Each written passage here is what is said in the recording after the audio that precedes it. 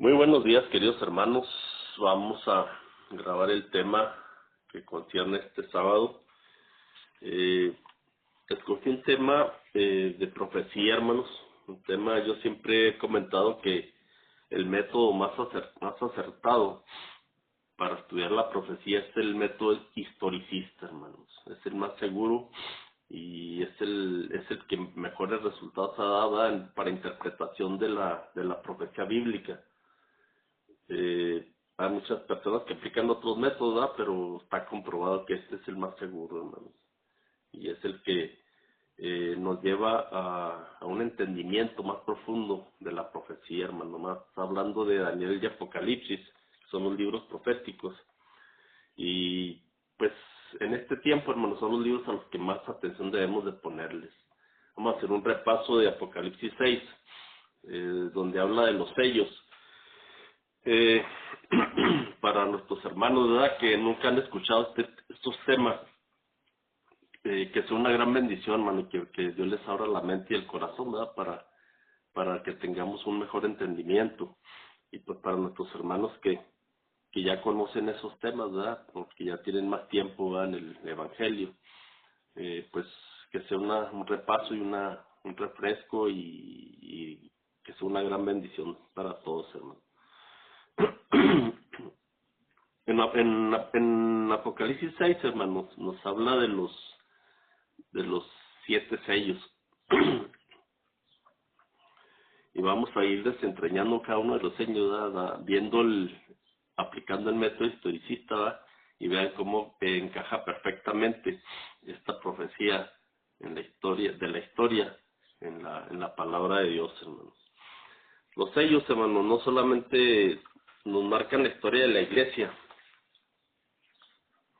sino también la manera o principios de la forma que obra o accionan Dios y Satanás, ¿verdad?, a través de la historia. Vamos a ver un ejemplo, ¿verdad? El primer sello es el de la conquista, del caballo blanco es el de la conquista. El segundo sello es el de la persecución. Y el tercero es la infiltración. Y los tres, ¿verdad?, pues están estrechamente relacionados. Uno lleva en secuencia a otro. O sea, la conquista lleva a la persecución y esta lleva a la infiltración. Les voy a dar un ejemplo. En el tiempo de Caín y Abel era justo ante los ojos de Dios, por eso sufrió persecución de su hermano Caín, y ustedes saben que la historia marca que lo mató. Después Satanás miró que los hijos de Dios o descendientes de Set se multiplicaron, y lo que hizo fue infiltrarlos. ¿Cómo? Por medio de mujeres, porque los hijos de Dios vieron que las hijas de los hombres eran hermosas. Eso viene en Génesis 6. Y quiero hacer aquí un pequeño comentario, ¿verdad?, porque hay muchos hermanos que dicen o piensan, ¿verdad?, que dicen que ángeles caídos, ¿verdad?, tomaron posesión, ¿verdad?, de las hijas de los hombres, y eso no es cierto, hermanos. Eh, no sé, se maneja mucho en las iglesias evangélicas este tipo de enseñanzas, hermano, pero la verdad dista mucho de la verdad bíblica. Se los digo con todo respeto. Porque para empezar, ¿verdad?, Dios no iba a permitir, ¿verdad?, que ángeles caídos iban a tener relaciones sexuales, hermano, con mujeres, o sea, aquí en la tierra. Para empezar, hermano, o sea, Cristo lo dijo muy claramente, ¿verdad?, los ángeles no tienen sexo, hermano. O sea, el sexo que fue un regalo que Dios nos dejó a los hombres aquí en este mundo, ¿verdad?, para fructificarnos, y es un regalo que dejó en todos los mundos no caídos, ¿verdad?, pero eso es un atributo que le corresponde solamente a los hombres que viven, ¿verdad?, en los mundos creados por el Señor. Entonces esto es imposible, hermano, más que hay una interpretación muy torcida ahí. Imagínense que enseñan, yo he escuchado a muchos hermanos evangélicos, ¿verdad?, que enseñan que los ángeles caídos toman posesión de las hijas de los hombres y de ahí salieron gigantes. Pero los antediluvianos eran gente de estatura muy alta, hermano. Ya había gigantes. Por eso en el mismo Apocalipsis 6 se dice que ya había gigantes. ¿Por qué? Porque los antediluvianos eran gente de 4 o 5 metros, hermano, hasta 6 metros de estatura.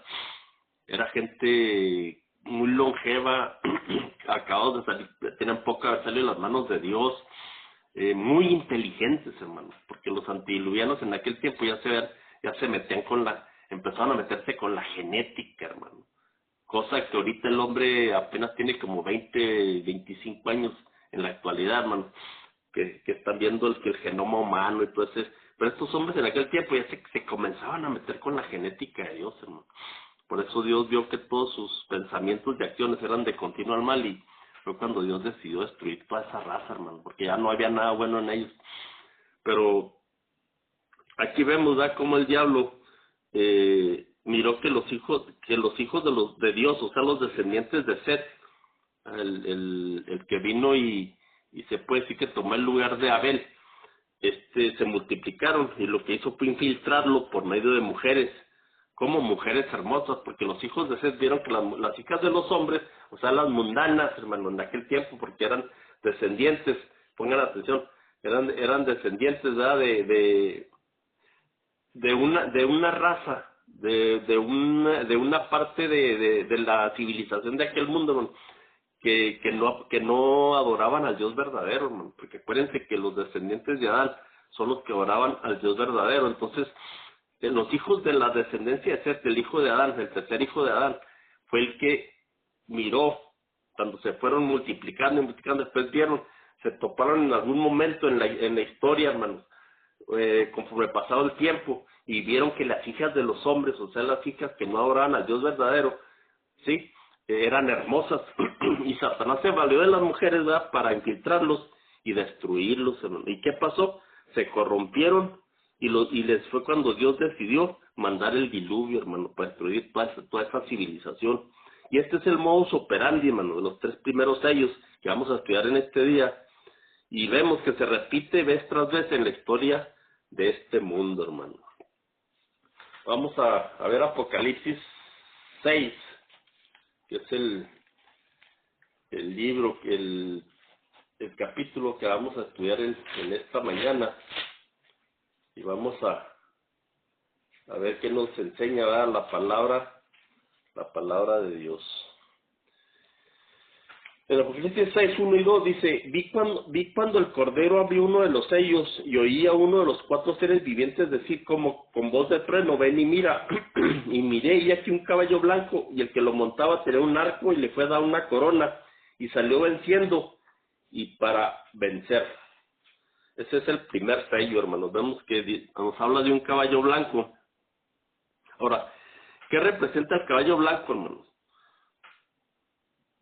Recuerden que esto sucedió después de la ascensión de Cristo y entronización en el lugar santo del santuario celestial, porque Cristo, cuando ascendió, hermano, le dio el Padre lo volvió a ungir, perdón, hermano, lo volvió a ungir, y y Cristo fue glorificado nuevamente en el santuario celestial como sumo sacerdote, hermano, ya para ministrar en el santuario celestial, hermano. Y ahí comenzó la historia de la iglesia que él dejó aquí en la tierra, hermano. Y nos está representada por un caballo blanco, que es la iglesia de Éfeso, que fue una iglesia pura en sus enseñanzas, porque eran los que recibieron el evangelio directamente de los apóstoles, hermano. En el Salmo 45, 3 al 5, dice, aquí donde viene que representa un caballo, dice que cabalgará, dice la palabra en el versículo 5, cabalga en palabra de verdad, de humildad y de justicia. Esto fue lo que distinguió a la primera iglesia, hermano, a Éfeso. Aquí vemos que el caballo, el arco y las flechas, pues son simbólicas. Los hijos de Dios no usaron ni usarán armas, solo la Biblia y el poder del Espíritu. Esta fue una iglesia pura, hermano, bien cimentada en la verdad y la justicia de Cristo. La corona es victoria en contra de Satanás. Esta corona es la de un vencedor, y aparece la palabra Estéfanos, ¿verdad? Estéfanos es una palabra griega. Acuérdense que el Nuevo Testamento fue escrito en griego, hermano.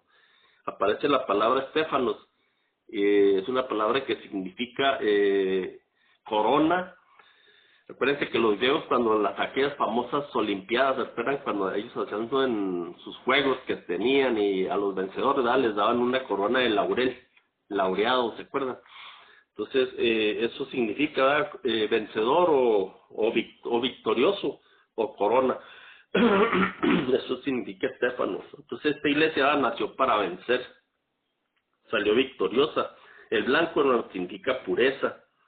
El arco y las flechas va a ser el evangelio. La corona, victoria, conquista. Y es donde les digo que aparece la palabra Estéfanos. Es una iglesia victoriosa en contra del mal. En Colosenses 1, 5 y 6. Colosenses 1, 5 y 6.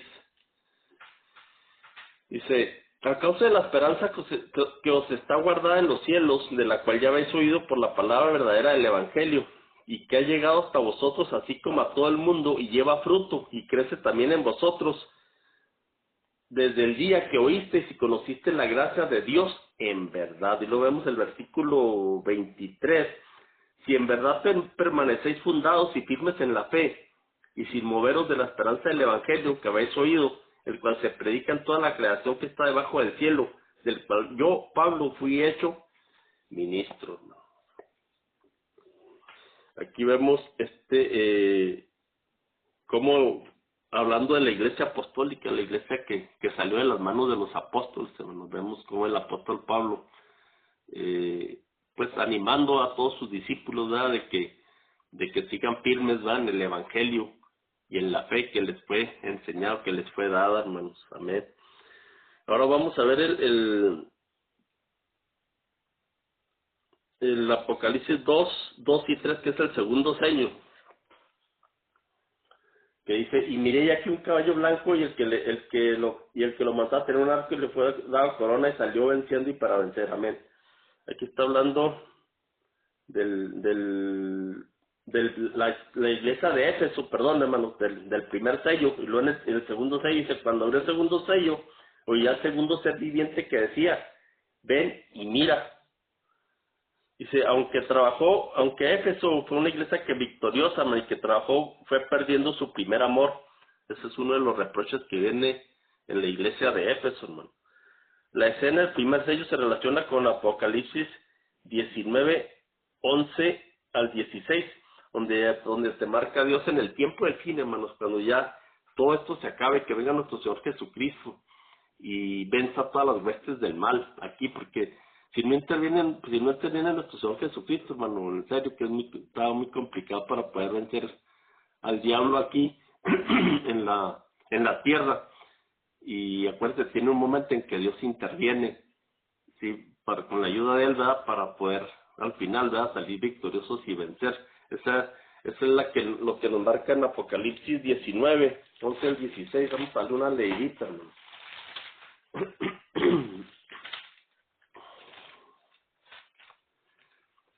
Dice, entonces vi el cielo abierto y aquí un caballo blanco, el que lo montaba se llamaba Fiel y Verdadero, y con justicia juzga y pelea.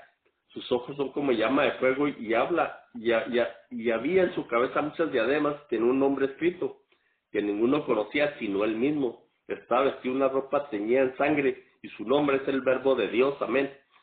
Y los ejércitos celestiales vestidos de lino fino, blanco y limpio le seguían en caballos blancos, y de su boca sale una espada aguda para herir con ella las naciones. Él la regirá con vara de hierro, y al pisar del lagar del vino del furor de la ira de Dios Todopoderoso. Y en su vestidura y en su muslo tiene escrito este nombre: Rey de Reyes y Señor de Señores. Amén. Vean cómo exactamente, cómo tiene relación, vean, la primera iglesia, que era la que salió venciendo y para vencer, pero dice que al final perdió su primer amor. ¿Por qué? Porque acuérdense los tres pasos, ¿verdad?, de Satanás para ir oprimiendo y venciendo al pueblo de Dios, hermano, que viene siendo primero la conquista y luego la persecución y después la infiltración. Entonces aquí vemos que eso sucedió exactamente con esos tres primeros sellos, hermano, esos tres primeros caballos. Entonces esta iglesia de Éfeso, vean, que trabajó, fue perdiendo su primer amor, y la cena del primer sello se relaciona con la cita que les acabo de leer de Apocalipsis, en la victoria final de Apocalipsis 19, 11 al 16. Dios te dice, ¿verdad?, acepta el mensaje del caballo blanco de la iglesia de Éfeso, porque si no lo haces tendrás que vértelas con el jinete del caballo blanco, que es nuestro Señor Jesucristo, el capítulo 19, donde será para vida eterna o perdición eterna. Dios nos da esa palabra en el capítulo 19, ¿verdad? De que lo que va a suceder en el tiempo del fin, que al final viene Cristo como Rey de Reyes y Señor de Señores. Vamos a ver el caballo rojo, que es el segundo sello de Apocalipsis 6, 3 al 4.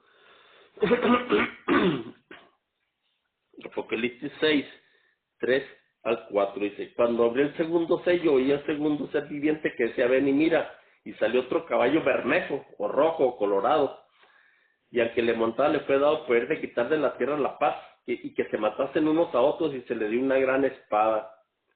Qué tremenda cita, hermanos, qué tremenda cita, porque aquí vemos cómo este caballo blanco, ¿verdad?, se volvió rojo, y el rojo, ¿verdad?, significa sangre, la sangre de los mártires, hermano.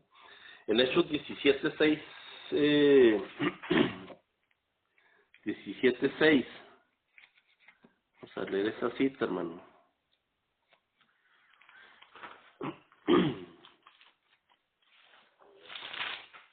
Hechos 17:6 dice: pero no hallándolos trajeron a Jasón y algunos hermanos ante las autoridades de la ciudad, gritando: estos que trastornan el mundo entero también han venido acá. Entonces vemos cómo empezó esa persecución, hermano. Cómo siempre ha sido así, hermano. Cómo el poder religioso usa el poder civil para perseguir al pueblo de Dios, y eso lo vimos en toda la supremacía papal, hermano. Cómo el Papa de Roma tenía en su poder a todos los reyes de Europa en aquel tiempo, y por medio de los reyes de Europa persiguió al verdadero pueblo de Dios, hermano. Y esto sucedió desde que se iniciaba la iglesia, hermano. Lo estamos viendo en este segundo caballo.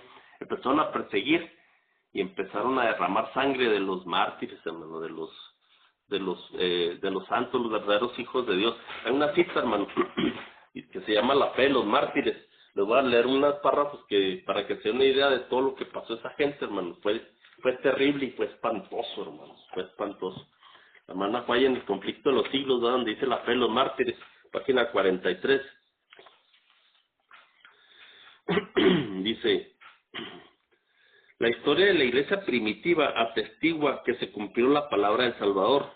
Los poderes de la tierra y del infierno se coligaron para atacar a Cristo en la persona de sus discípulos. Escuchen: el paganismo, previo de triunfar el evangelio, sus templos y sus altares serían derribados y reunió sus fuerzas para destruir al cristianismo, encendiéndose el fuego de la persecución. Los cristianos fueron despojados de sus posesiones y expulsados de sus hogares. Todos ellos sufrieron gran combate de aflicciones, experimentaron vituperios y azotes, y además de esto, prisión y cárcel. Hebreos 10:32, 11:36. Muchos sellaron su testimonio con su sangre, nobles y esclavos, ricos y pobres, sabios e ignorantes, todos eran muertos sin misericordia, hermanos. Los cristianos eran inculpados calumniosamente de los más espantosos crímenes, hermano, y eran señalados como la causa de las mayores calamidades, hambres, pestes y terremotos. Escuchen, hermano, esto que les acabo de leer, hermano, se va a volver a repetir, pero en el tiempo del fin. Todos los santos del tiempo del fin, hermano, el tercer día, la iglesia triunfante, que es un grupo muy pequeño, que van a estar predicando la verdad pura bíblica en el tiempo del fin, hermano. Se les va a acusar de todos los desastres, pestes y terremotos que ocurran aquí en la tierra, y eso ya lo estamos viendo, hermano. Yo les he puesto siempre el ejemplo. Cuando pasan calamidades en Estados Unidos, hermanos, las aseguranzas le ponen acts of the God, o sea, actos de Dios. O sea, ya le están echando la culpa a Dios de todas esas calamidades, cuando el hombre y el pecado que hay aquí en la tierra, hermano, son los que han llevado a todas esas calamidades, el calentamiento global, la ambición del hombre, hermano. Se están acabando el planeta y al final le van a echar la culpa a Dios, pero como a Dios no le pueden hacer nada porque está en el cielo, hermano. Amén. ¿Sí? ¿Contra quién creen que van a ir? Contra todos los verdaderos seguidores de nuestro Señor Jesucristo, visibles y como personas aquí en la tierra, hermano. Eso es lo que va a suceder en el tiempo del fin. Así como les sucedió a los primeros mártires, va a suceder en el tiempo del fin, pero a nivel mundial, hermanos.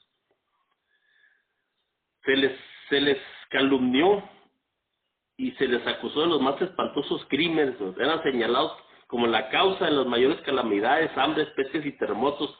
Como eran objeto de los odios y sospechas del pueblo, no faltaban los delatores. Toda esa gente, hermano, que nunca se preparó, que es gente que nunca, con todo respeto, hermano, con todo respeto, nunca sirvieron para nada la causa del Señor, pero van a ser los que van a empezar a perseguir y a delatar a los hijos de Dios en el tiempo del fin, hermano.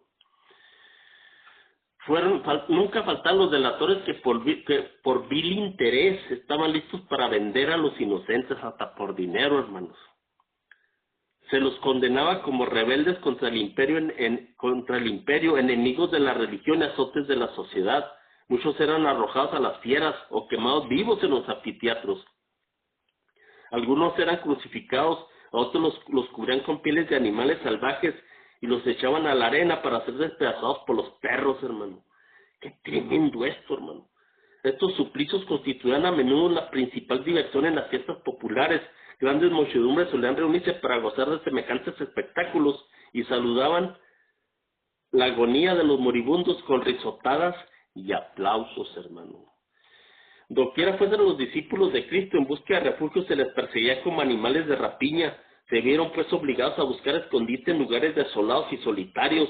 Anduvieron destituidos, afligidos y maltratados, de los cuales el mundo no era digno. Andaban descaminados por los desiertos y por las montañas, en las cuevas y en las cavernas de la tierra, hermanos. En las persecuciones más encarnizadas, estos testigos de Jesús, escuchen, hermanos, vean la fe y la confianza en Dios. Aún así, hermanos, preferían morir antes de ser infieles a la verdad de Dios, hermanos. En estas persecuciones más encarnizadas, estos testigos de Jesús conservaban su fe sin mancha, hermanos. A pesar de verse privados de toda comodidad y aún de la luz del sol, mientras moraban en el oscuro pero benigno seno de la tierra, o sea, en cuevas, hermano. En lo más profundo de la tierra andaban escondiéndose, hermano. No profirieron quejas. Con palabras de fe, paciencia y esperanza se animaban unos a otros para soportar la privación y la desgracia. La pérdida de todas las bendiciones temporales no pudo obligarlos a renunciar a su fe en Cristo. Las pruebas y la persecución no eran sino peldaños que les acercaban más al descanso y a la recompensa, hermano. Como los siervos de Dios en los tiempos antiguos, muchos fueron muertos a palos, hermano, no admitiendo la libertad para alcanzar otra resurrección mejor. Verso 35. Recordaban que su maestro había dicho que cuando fuesen perseguidos por causa de su nombre, debían regocijarse mucho, pues grande será su galardón en los cielos, porque así fueron perseguidos los profetas antes que ellos. Se alegraban de que se los hallara dignos de sufrir por la verdad, y entonaban cánticos de triunfo en medio de las crepitantes hogueras, hermano. Lo estaban quemando y ellos cantando, hermano, alabanzas a Dios. Mirando hacia arriba por la fe, veían a Cristo y a los ángeles que de las almenas del cielo los observaban con el mayor interés y apreciaban y aprobaban su entereza. Descendía del trono de Dios hasta ellos una voz que decía: sé fiel hasta la muerte, yo te daré la corona de la vida, hermanos. Así estaba, hermanos, así estaba la situación. Esto que les acabo de leer, hermanos, escuchen, hermanos, esto fue lo que hizo la supremacía papal del 538 a 1798, la persecución a los hijos de Dios, a los santos, a la gente que se dirigía por la palabra de Dios, hermano, y no en sus enseñanzas satánicas y erradas que ellos querían meterle por fuerzas al pueblo, hermano. Todas esas enseñanzas que no eran bíblicas, hermano. Toda esta gente sufrió esa persecución y fue muerta de la manera más horrible, hermano. De la manera más horrible. La famosa Santa Inquisición, hermano, tenía unos métodos de tortura satánicos, hermano. Y toda la Santa Inquisición en este tiempo existe, hermano. Existe. Porque saben que en algún momento la van a volver a usar, hermano. Pongamos mucha atención a todo eso, hermano, porque eso viene, hermano. Pero el diablo es tan astuto que ahorita miren todas las iglesias evangélicas enseñándoles que no, que el pueblo de Dios no va a sufrir persecución, que ellos van a ser raptados, el famoso rapto secreto, que es una gran mentira satánica, hermano, que proviene de Roma también. El dispensacionalismo, hermano, que viene de jesuitas, hermano, de unos jesuitas, que ese ya es otro tema, pero tienen a toda esa gente descansando en una falsa esperanza, hermano. Y va a venir el día del Señor y los va a encontrar falsos. Escúchenme lo que les estoy diciendo. Por eso Dios en su momento comenzó ese zarandeo al que yo les hablaba en el sermón pasado. Y van a tener que salir de todas esas iglesias, hermano, sin vida, a una verdad pura, hermano. Porque el pueblo de Dios de los últimos días va a ser columna y baluarte de la verdad, hermano. Van a preferir morir antes de pisotear uno solo de los 10 mandamientos de la ley de Dios, hermano. Así está esa situación, hermano. Y así fue esa fe, la fe de esos mártires. Es el rojo, el caballo rojo es el derramamiento de sangre, la espada, palabra de Dios, hermano. Mateo 10, 34 al 42, dice, Mateo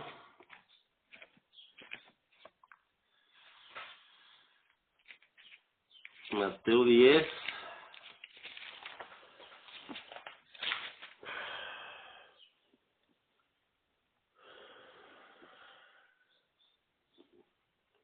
dice, Mateo 10, 34 al 42, dice, no penséis que he venido para traer paz a la tierra, no he venido para traer paz sino espada. Porque he venido para poner en disensión al hombre contra su padre y la hija contra su madre y a la nuera contra su suegra. Y los enemigos del hombre serán los de su propia casa, hermano. Está comprobado, hermano, de lo que les leí ahorita. Más lo que viene en el tiempo del fin, hermano. Tus más cercanos son los que te van a entregar, hermano. Tu familia misma y tus amigos más sinceros, que según ahorita los ves como tus amigos, son los que te van a venir entregando, hermano. El que ama padre o madre más que a mí no es digno de mí. El que ama hijo o hija más que a mí no es digno de mí. Y el que no toma su cruz y sigue en pos de mí no es digno de mí. El que haya su vida la perderá. El que pierde su vida por causa de mí la hallará. El que a vosotros recibe a mí me recibe. Y el que me recibe a mí recibe al que me envió, o sea, al Padre. Amén, hermano. El que recibe a un profeta por cuanto es profeta, recompensa de profeta recibirá. Y el que recibe un justo por cuanto es justo, recompensa de justo recibirá. Cualquiera que dé a uno de estos pequeñitos un vaso de agua fría solamente por cuanto es discípulo, de cierto os digo, que no perderá su recompensa, hermano. Amén. El que predica la verdad, hermano, de seguro se volverán como enemigos los de su propia casa, hermano. Esas son las palabras de nuestro Señor Jesucristo y es lo que les acabo de leer. En Hechos 12, 1 al 4, vemos cómo va a volver a haber persecución. Hechos, les leo esa cita, hermano. Hechos 12.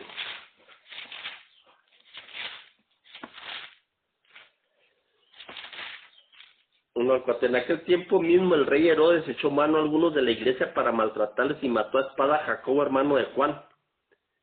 Tremendo, hermano.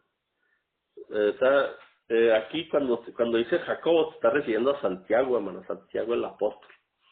Y viendo que esto había agradado a los judíos, procedió a prender también a Pedro. Era entonces los días de los panes sin levadura, y habiéndoles tomado preso, le puso en la cárcel, entregándole a 4 grupos de 4 soldados, cada uno que lo custodiase, y se proponía sacarle al pueblo después de la Pascua. Aquí vemos cómo los discípulos, hermanos, sufrieron esa persecución, hermano. La iglesia paralela, hermano, al caballo rojo es la iglesia de Esmirna, hermano. Es la iglesia de la persecución. Es la iglesia después del caballo blanco, después de la Éfeso, fue la iglesia que empezó la persecución y empezaron a haber muchos mártires, hermano. Empezaron a matar a los seguidores de Cristo en aquel tiempo, hermano. Y eso mismo, vuelvo a repetir, se va a repetir, valga la redundancia, en el tiempo del fin, hermano, en el tiempo del fin. Apocalipsis 2, 8 al 11, del 303 al 313. Esos son los 10 años o los 10 días, ¿verdad?, de la iglesia de Esmirna, hermano. Ahora vamos a ver el caballo negro. Apocalipsis 6, 5 y 6. Cuando abrí el tercer sello y al tercer ser viviente que decía, ven y mira, miré aquí un caballo negro, y el que lo montaba tenía una balanza en la mano, y oí una voz en medio de los 4 seres vivientes que decía, 2 libras de trigo por un denario, 6 libras de cebada por un denario, pero no dañes al aceite ni al vino, hermano. Negro, hermano, significa tinieblas, oscuridad, corrupción, error espiritual, hermano. Es lo que significa este caballo negro. Viene siendo la iglesia de Pérgamo, hermanos. Esto es lo que pasó exactamente en este periodo, hermano. Cuando Constantino, el emperador, infiltró el paganismo al cristianismo con todas sus herejías, en este periodo, en vez de la palabra de Dios, se comenzó a predicar la palabra del hombre o de Satanás, volviéndose el entendimiento nulo y oscuro. Hubo mucha oscuridad, hermanos. En este periodo preparó el camino, se puede decir, hermano, de oscuridad para el siguiente sello, que es el caballo amarillo. Ese preparó el camino para cuando la iglesia cristiana fue infiltrada. Fue cuando el Constantino el Grande dice que se volvió cristiano, y lo único que hizo fue meter el paganismo dentro del cristianismo, hermano. Porque vio que perseguía en el caballo rojo, la iglesia anterior, o la de Esmirna, vio que la perseguía y los perseguía, y más esos mártires tocaban a más gente, hermano. Mataba a uno y salían 10, y vio que por ahí no era por derramando la sangre de ellos, sino que lo que los hizo sus amigos, y dice que él se hizo cristiano, y eso tuvo peor, hermano, porque fue la manera como el diablo infiltró el tercer paso de cómo obra Satanás. Infiltró la iglesia primitiva y la empezó a oscurecer. ¿Cómo? Ya no los persigo, ¿verdad? Ya me hice cristiano. Pero poco a poco les metió el paganismo dentro del cristianismo, y toda esta gente, pues ya pobre gente, imagínense en aquel tiempo, ¿verdad? Eso también hay que ponerse en los zapatos de ellos, cuando ya vieron, bueno, ya con tal de que no nos persiga pues empezaron a ceder, hermano, empezaron a ceder y a aceptar los cambios que él empezó a hacer dentro de la verdad de Dios, hermano, dentro de la verdad de Dios. Y esto viene en el conflicto de los siglos, de una era de tinieblas espirituales. Aquí es cuando dice el apóstol Pablo en su segunda carta a los tesalonicenses, predijo la gran apostasía que había de resultar en el establecimiento del poder papal.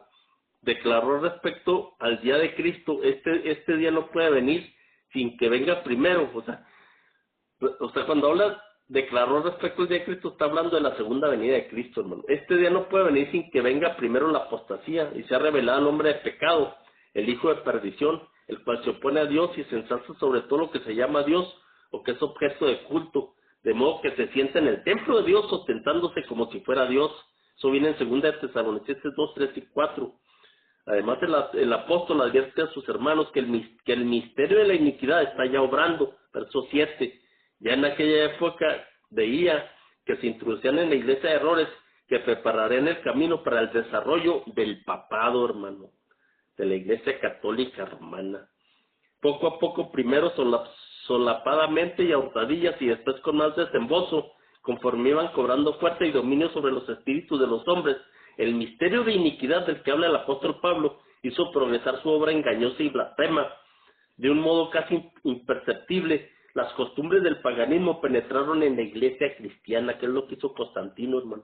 El espíritu se envanecía y de transacción fue coartada por algún tiempo por las terribles persecuciones que sufrió la iglesia bajo el régimen del paganismo, hermano. Mas habiendo cesado la persecución y habiendo penetrado el cristianismo en las cortes y palacios, la iglesia dejó a un lado la humilde sencillez de Cristo. Escuchen, hermano, está bien interesante, de Cristo y de sus apóstoles, por la pompa y el orgullo de los sacerdotes y gobernantes paganos, y sustituyó los requerimientos de Dios por las teorías y tradiciones de los hombres. la conversión nominal de Constantino a principios del siglo IV causó gran regocijo en el mundo disfrazado con capa de rectitud. Se introdujo en la iglesia. Desde entonces la obra de corrupción progresó rápidamente. El paganismo, que parecía haber sido vencido, vino a ser el vencedor. Su espíritu dominó a la iglesia. Sus doctrinas, ceremonias y supersticiones se incorporaron a la fe y el culto de los que profesaban ser discípulos de Cristo, hermano. Esta adolescencia entre el paganismo y el cristianismo dio por resultado el desarrollo del hombre de pecado, predicho en la profecía, como poniéndose a Dios y ensalzándose a sí mismos sobre Dios. Ese gigantesco sistema de falsa religión es obra del poder de Satanás, hermano. Un monumento a sus esfuerzos para sentarse él en el trono y reinar sobre la tierra, según su voluntad. Una de las principales doctrinas del romanismo enseña que el Papa es cabeza visible de la Iglesia Universal de Cristo y que fue investido de suprema autoridad sobre los obispos y los pastores de todas las partes del mundo. Aún más, el Papa se le ha dado los títulos propios de la divinidad. Se le ha titulado Señor Dios el Papa y se le ha declarado infalible, o sea que todo lo que diga el Papa, que él nunca falla, hermano, así como si fuera Dios.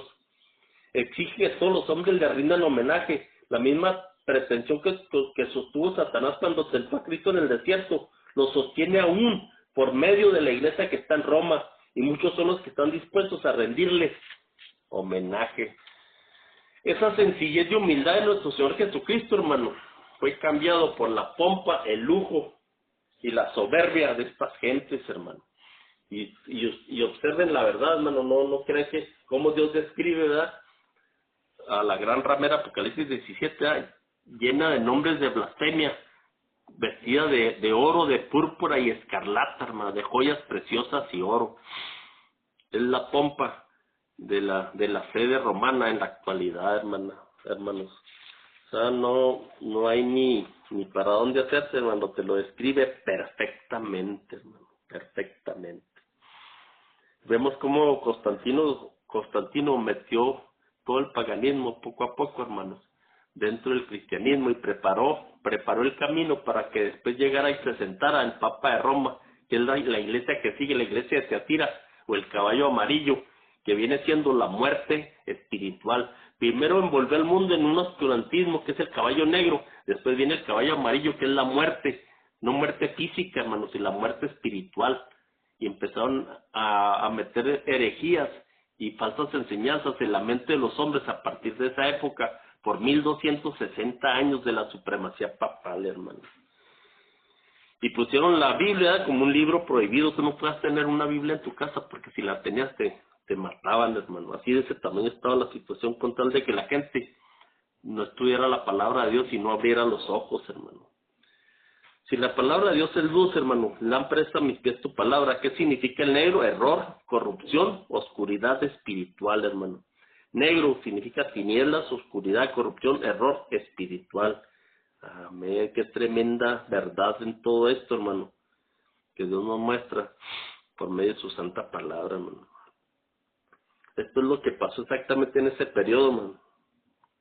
Eso fue lo que pasó en ese periodo, ¿verdad? El emperador Constantino infiltró el paganismo al cristianismo y con todas sus herejías. Y en este periodo, en vez de la palabra de Dios, se comenzó a predicar la palabra del hombre, o Satanás, y volviéndose el entendimiento de la gente nulo y oscuro, hermano. Y les acabo de leer, ¿verdad?, cómo ese era una era de tinieblas espirituales, ¿verdad?, de lo que les acabo de leer de la hermana White, cómo fueron cambiando y engañando a la gente poco a poco, hermano. Ahora en el verso 6 nos dice el trigo y la cebada, hermano. Los dos se usaban para hacer pan, pero el trigo era demasiado caro. ¿Por qué? Porque el trigo representa la buena palabra o la verdadera palabra, la palabra de Dios, hermano. Lo que representa la buena semilla. Pero estaba caro porque estaba escaso. Sí observan, hermano, cómo Dios te da claves, lo que les acabo de decir. 2 libras de trigo por 1 denario y 6 libras de cebada por 1 denario, pero no dañes al vino ni al aceite. Entonces, dice que el trigo, pues es la palabra y estaba muy escasa en aquel tiempo, por eso era muy caro. Porque no había, hermano, casi quien predicara la verdad, pero había muy poca gente, que Dios siempre tiene un remanente, hermano. Entonces, también había escasez de la palabra de Dios en aquel tiempo, hermano. No se encontraba en esos días. El hombre de pecado, este enviado, este agente de Satanás, hermano, empezó a pervertir la palabra y la fe de las gentes de aquel tiempo, hermano. Entonces, en esos días, la palabra de Dios no se encontraba, estaba muy escasa. La verdad está muy corrompida, hermanos. Y aquí la oscuridad espiritual comían pan adulterado, que era representado, hermano, por la cebada, que era un pan adulterado barato, que era un pan adulterado, ¿verdad? Que con medias verdades, con mentiras metidas, y si me explico, entonces eso se volvió más peligroso que la verdad misma, hermano. Comienzan a entrar tradiciones humanas a la iglesia, pero aún de la escasez de la verdad de la palabra de Dios, a pesar de esto, la verdad no desapareció, hermano. Dios la tenía ahí guardada. Ustedes saben que poco a poco, al final, de casi al término de todo este periodo papal, Dios levantó a hombres que empezaron a volverse a la verdad bíblica, hermano. A Martín Lutero, a Jerónimo, a Hus, a Tyndale, ¿quién más? A Juan Calvino, los de Pedro Baldo, los valdenses.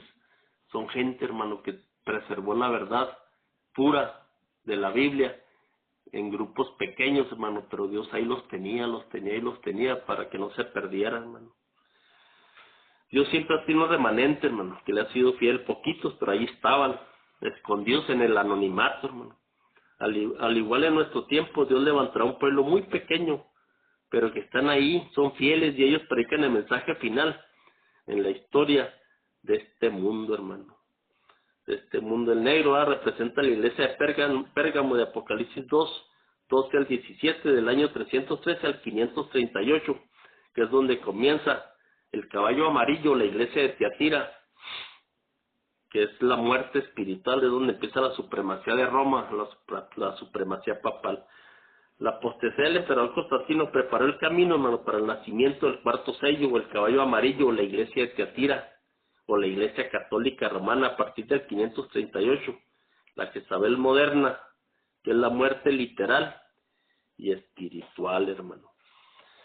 Hermanos, voy a partir en 2 o 3 partes este tema, porque así es bastante información. Espero que hasta ahí, aquí nos quedamos hasta el tercer sello, que es el caballo negro. Estudiamos el caballo blanco, el caballo bermejo, que es la sangre de los mártires, y el caballo negro, que es la oscuridad espiritual, hermano. Ya a partir de la próxima semana vamos a comenzar con el caballo amarillo, el nacimiento de Jezabel moderna, o la iglesia católica romana, ¿verdad? En ese tiempo, o la iglesia de Tiatira. Eso lo vamos a dejar para la próxima semana, hermano, para ir poco a poco y para no hacérselos tan largo en el tiempo, que podamos entender más este tema, hermano. Esperando, les deseo mil bendiciones, ¿verdad? Que el Señor los cubra con su gracia, hermano.